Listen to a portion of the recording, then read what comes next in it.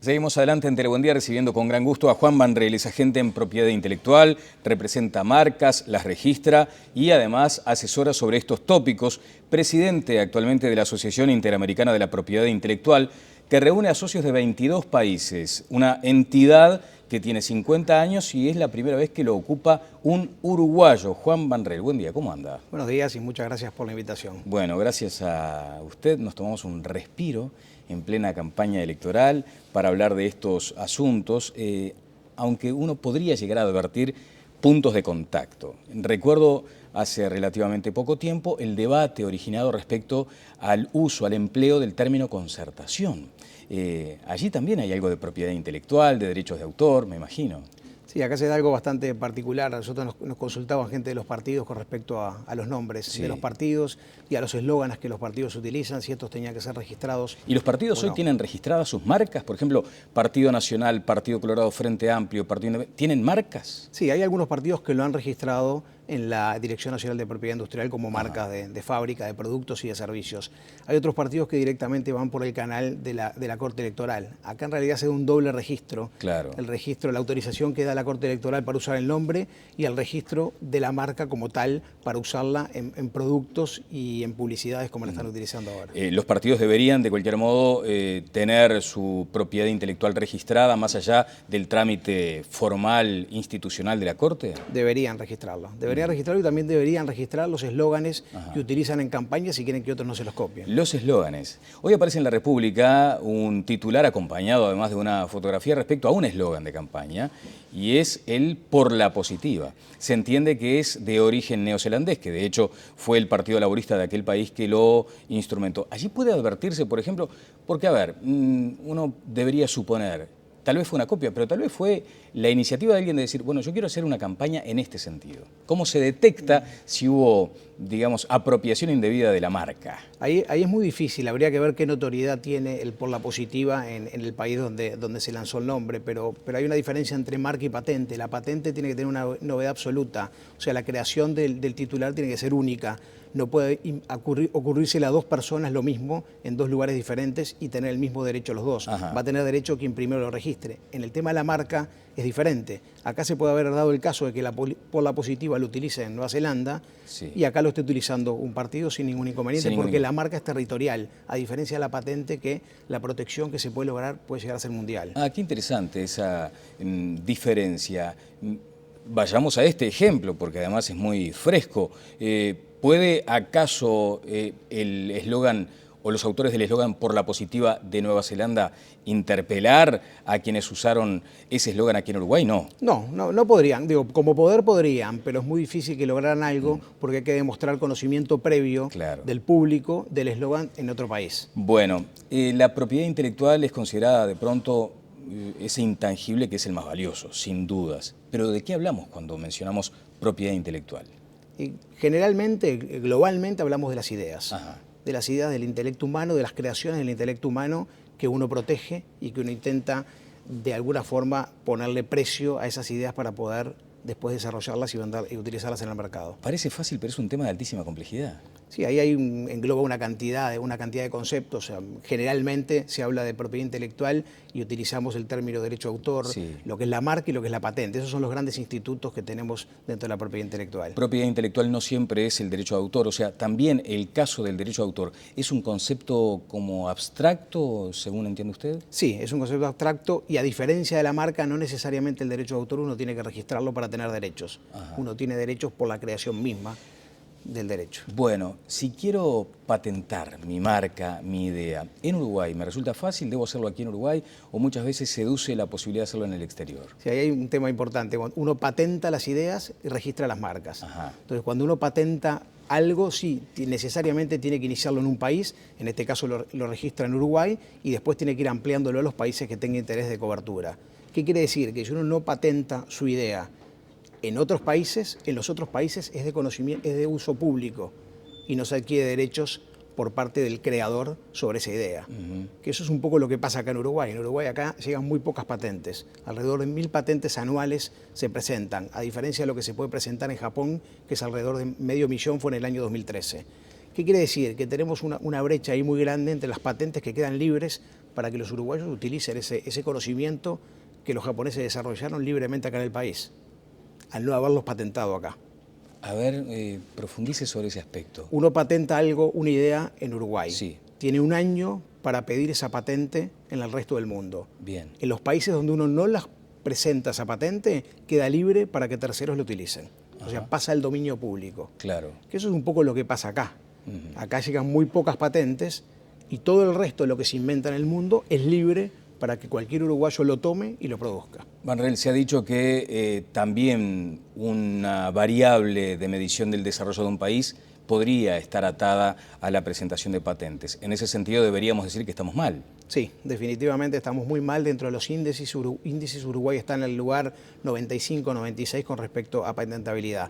Si hay algo muy curioso, ahora los candidatos hablan de innovación, de desarrollo, de apoyo al ANI, de darle independencia al ANI para que pueda impulsar a nuevos emprendedores. ¿Ha leído los programas de los partidos, por ejemplo? He leído todos los programas de los partidos. ¿Y en ese sentido qué comentarios hay? Se habla muy poco de propiedad intelectual. Se habla así genérico como innovación y desarrollo y se mezclan conceptos de lo que es la propiedad intelectual y no se buscan mecanismos de protección de la propiedad intelectual en forma más acertada. ¿Está cuantificado lo que mueve la propiedad intelectual, los derechos de autor, por ejemplo, en Uruguay? En este momento estamos haciendo un estudio justamente con la asociación que presido. Empezamos en 4 países de América, entre los cuales está Uruguay, para ver el impacto que tienen las marcas en el PBI de los países y cuántos trabajadores están ocupando las marcas que están registradas en los países. Bueno, usted ha advertido, vuelvo brevemente sobre el comentario anterior, que no hay demasiado interés a nivel político para que este asunto de tal impacto en términos económicos esté en la campaña.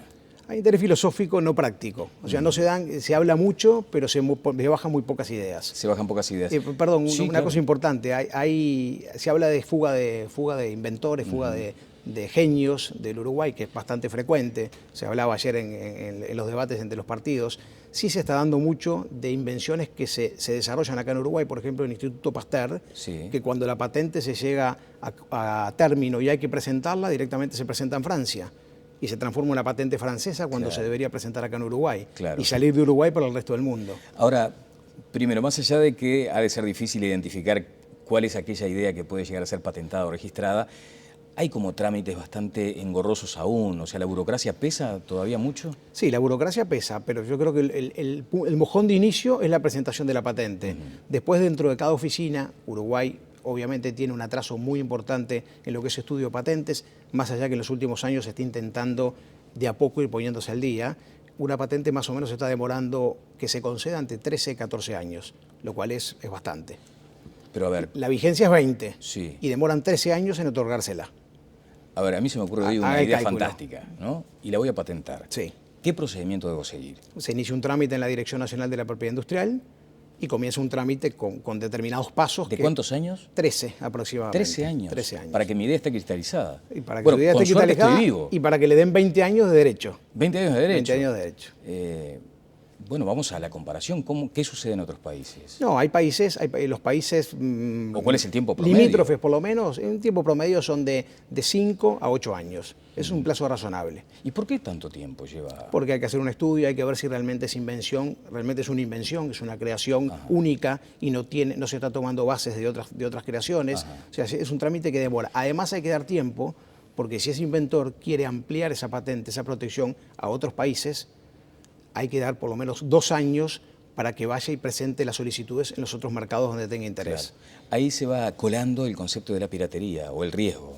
Sí, que es un problema que es latente en toda nuestra región. Uruguay es un país de paso de mercaderías y es bastante frecuente que nos crucemos con productos pirateados, con el daño que eso puede causar a la salud humana el consumo de productos pirateados, ¿no? Claro, bueno, digamos que es la patología de la propiedad intelectual. Exacto.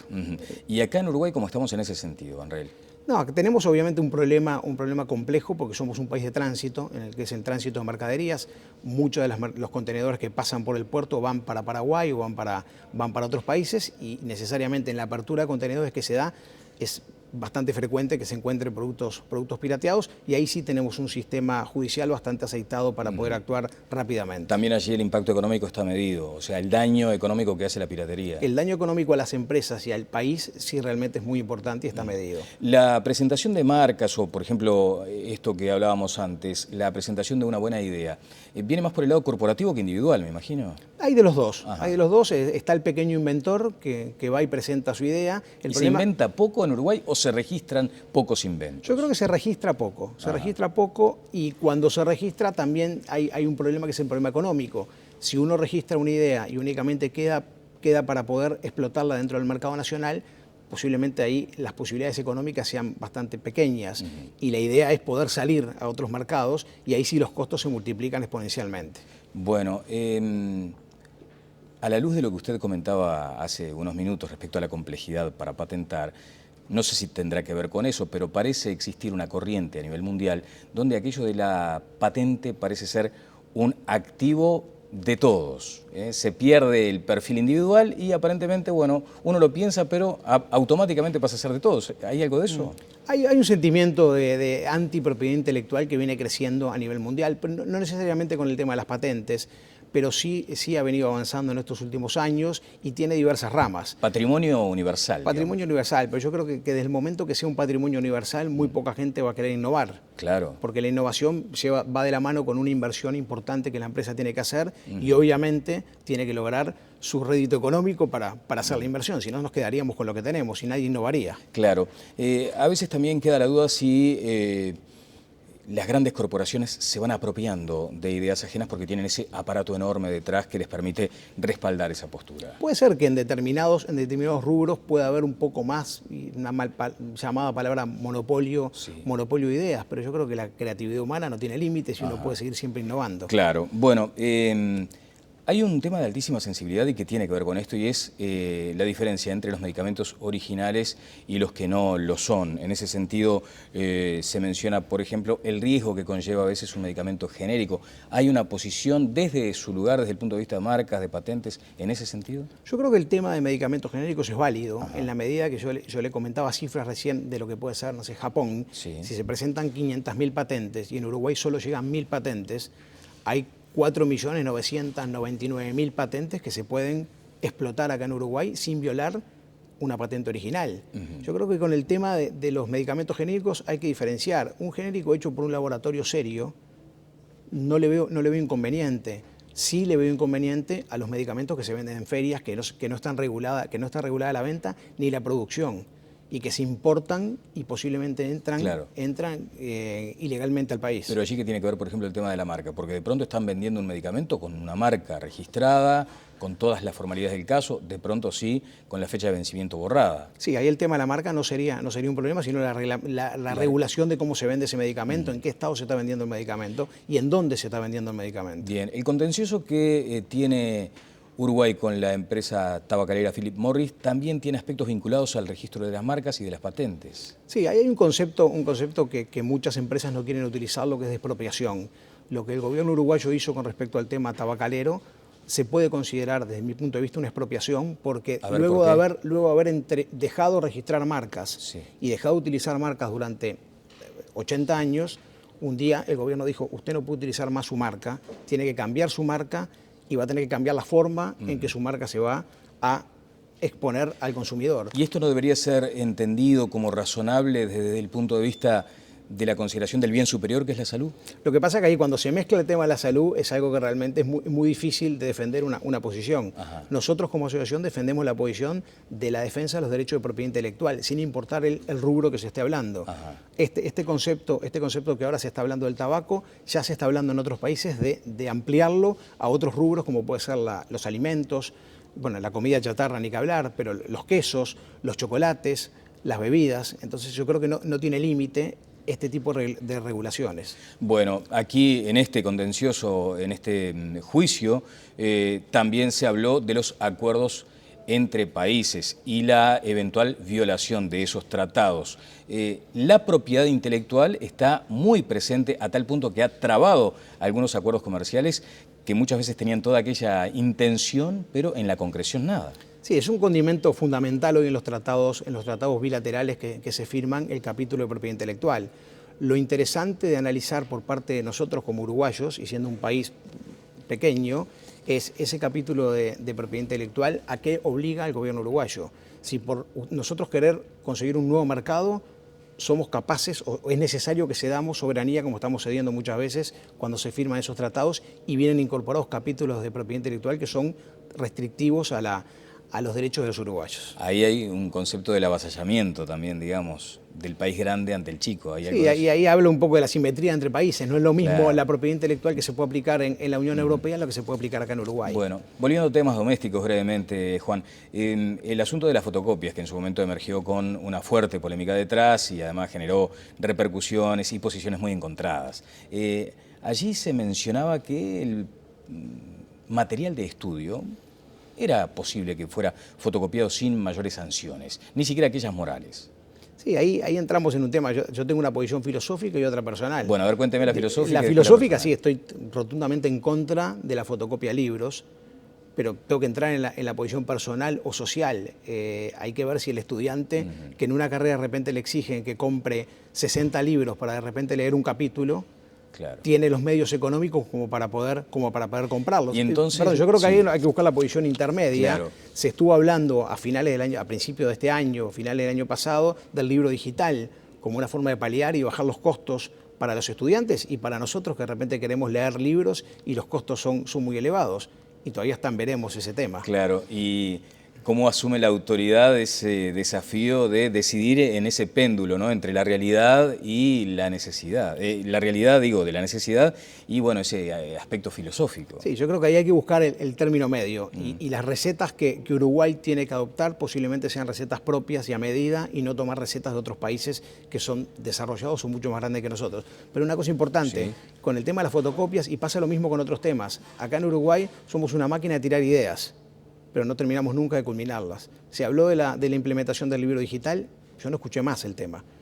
Yo creo que ya dejó de ser noticia, bajó de los titulares y ya pasamos a otro tema y el tema del libro digital quedó ahí tirado hasta que vuelva a surgir el problema de las fotocopiadoras o se vuelvan a reabrir las casas de fotocopia. Bueno, el voluntarismo, la distracción, digamos, ¿no? Bueno, en fin.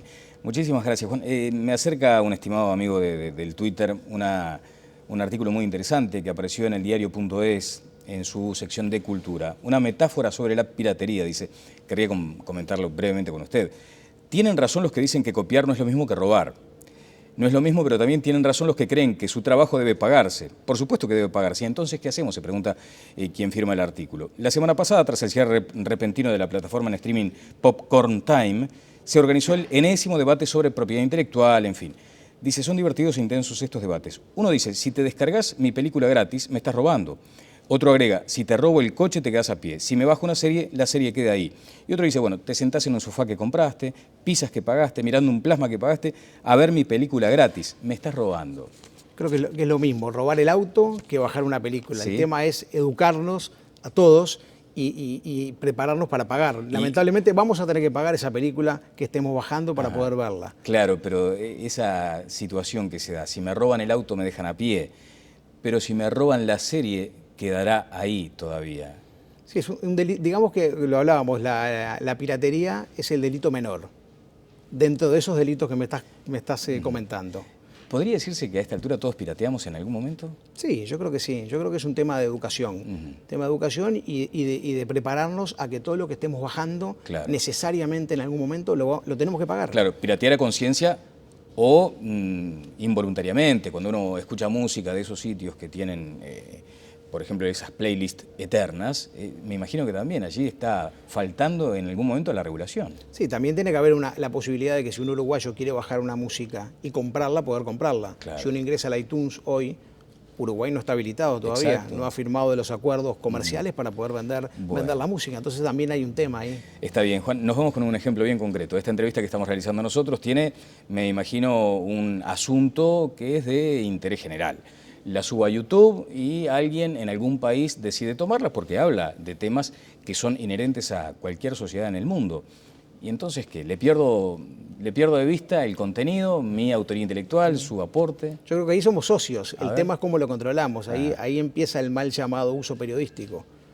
¿a dónde está el límite del uso periodístico? ¿Cuánto puede reproducir un medio de esta entrevista sin tener que pagar derechos al canal por haberla generado? Entonces yo creo que ahí también hay una barrera bastante difícil y bastante difusa de aclarar. Está bien, hay mucho por hacer, me imagino.